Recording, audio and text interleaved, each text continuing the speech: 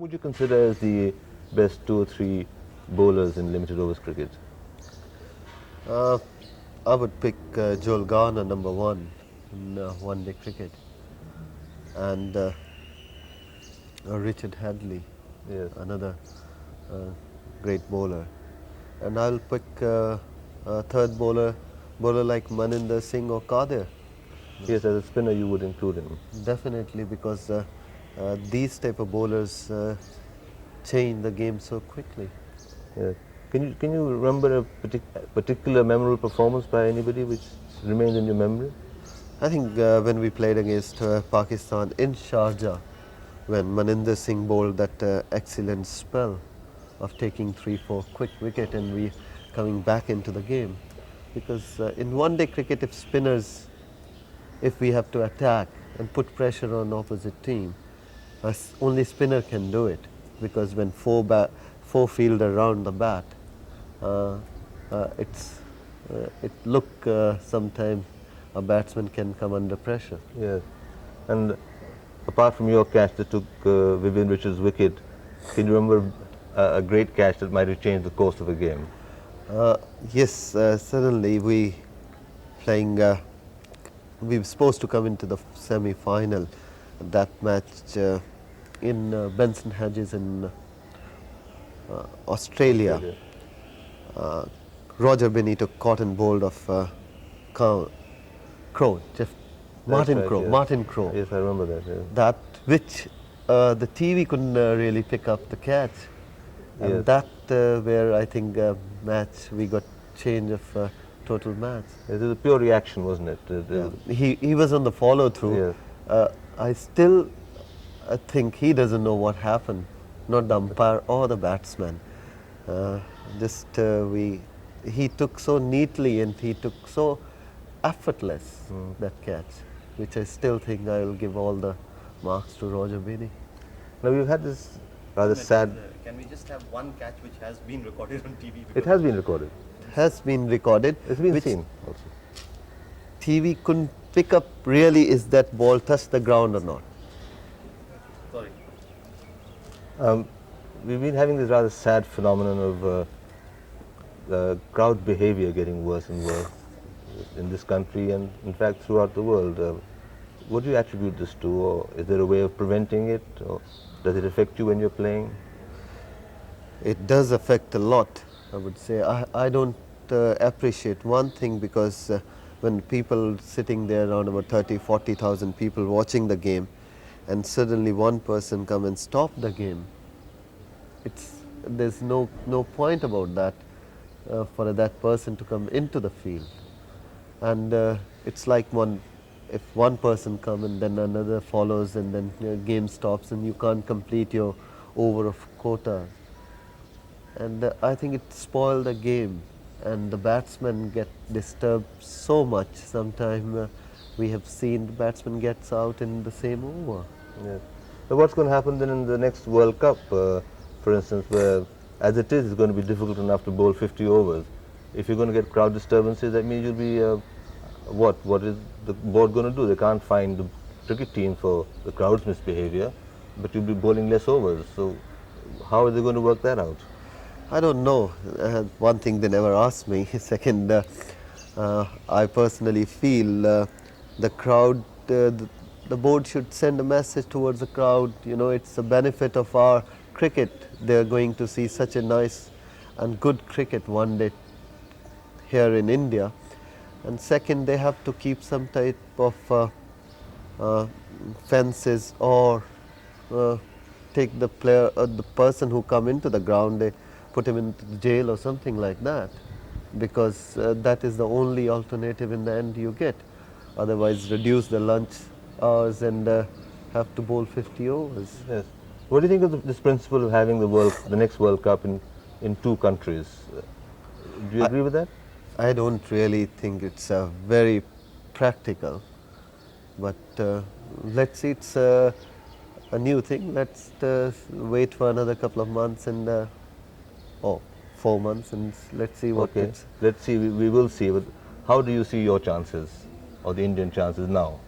Looking at this stage, I'm afraid our chances are not very good unless we really come out and had that luck which we have not had recently.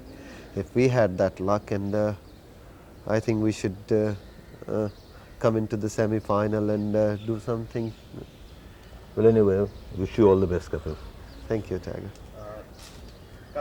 Let's talk a little about the captaincy. Which is the most memorable match that you've played in? Looking back 10 years cricket, I would say I'll remember a few matches. One definitely World Cup final. Nobody can, and our team can forget that. And apart from that, I would say in '84, when we won against Pakistan in Sharjah, we got out in 125, and there was no chance at all. Anybody ever thought we can win that match? And suddenly we come out from Shell and won the match, and they got out for 70 or 80 something. And that match, I think it's more I remember.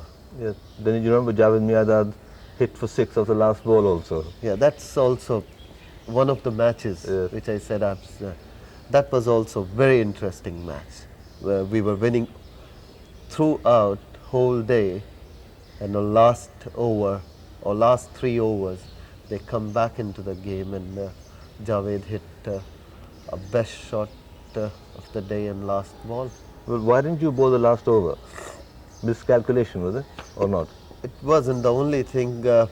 We wasn't hoping we have to bowl 50 overs because it was last wicket, and we are just thinking. I said, and second I was thinking. I said, this is the time when these youngsters have to ready to take the burden.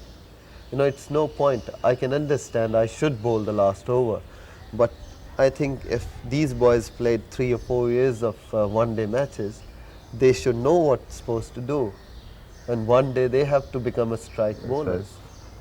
Then what do you feel about the inherent differences in captaining a one-day game and a 5-day match? I think one-day game is purely depend on luck basically, and how you bring out the team fielding and bowling changes. In test matches, sometimes you don't require, because match goes so slow and you carry on with those same ideas. But in one-day cricket, you just have to apply your more mind into the game. Then You find that you have to be a little quicker in making decisions in one-day cricket. yes, sometimes you make the decision, then before you make the decision, you Before you realize it's too late or it's a really good move. Yes. And how often do you talk to who's your think tank, your senior group members who decide policy or strategy? Do you have any? Over the year, everybody keep on Changes. changing, because Sunil is there, Mohinder is there, Dilip Sarkar is there, Ravi Shastri is there. Before that, Kirmani was there, and then Vishwanath was there. So every time it's a change, I mean, I sometimes I give a lot of time to Dilip Sarkar's, what he says. But he's one of the few players who doesn't seem to receive the recognition that he deserves. I think he born on wrong time, let's put it that way. When you get 2 great players like Sunil Gavaskar and G.R. Vishwanath, Yes. A third person come out as good as these players, naturally they got recognized much before them. So it's difficult for people to take him at the same, he can be the same caliber. And do the youngsters in your team meetings, do they have anything to offer, or do they keep quiet most of the time? I think recently the young boys start talking. When I entered the team, I never seen the young boys, as for my case goes, I never used to talk, or I never used to have that much confidence in to talk front of senior players. But over the year, this thing is gone. It's very easy for a junior player to come into this, come into the seniors camp and they start talking and saying, you know, we are thinking this way and why can't we try that way? I think it's good for the team if everybody start using their mind and let final decision goes with the captain. Yes. Now, final question. As a captain, would you like to be liked or prefer to be respected? I like both way. I like the people should not take time to approach me, and my team boys, if they have something in their mind, they should come straight and say, you know, Captain, I'm thinking this. And second, when I need respect, or respect is the right word, they should give me at the right same time. Fair enough. Anyway, thank you, Kapil. Thank you.